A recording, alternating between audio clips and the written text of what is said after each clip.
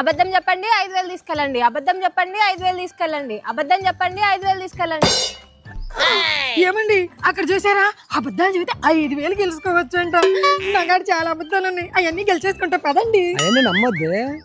అయ్యో నీకేం తెలీదు, బాగా నమ్మొచ్చు. 5,000 అండి అబద్ధాలకి. చెప్తే అర్థం చేసుకోవే. ఏం కాదురా. ఏమ్మా నువ్వు చెప్పేది నిజమేనా? నిజమే చెప్తున్నానన్నా. అవునా, ఏం అబద్ధాలు చెప్పాలో చెప్పు, నేను చెప్తాను.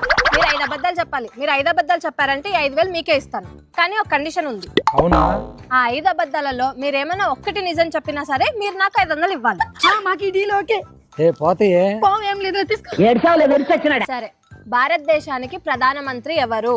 ఇంకెవరు, మా ఆయనే. చిరంజీవికి ఎంతమంది పిల్లలు ఉన్నారు? 10 మంది. సరే, మూడో ప్రశ్న, చంద్రమండలానికి ఫస్ట్ వెళ్ళిన వ్యక్తి ఎవరు? ఇంకెవరు, నేనే.